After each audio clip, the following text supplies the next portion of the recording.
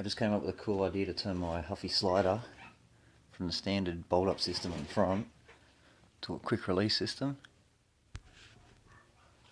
so that I can quickly take the wheel off. So I've already done that side.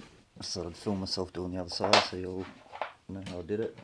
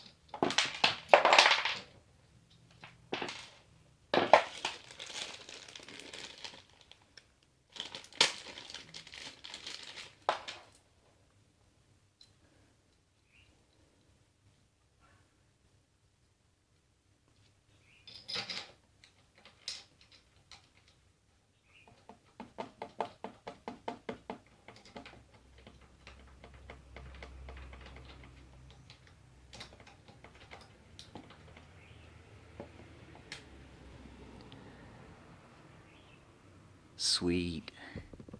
Now I can get the wheel off real quick.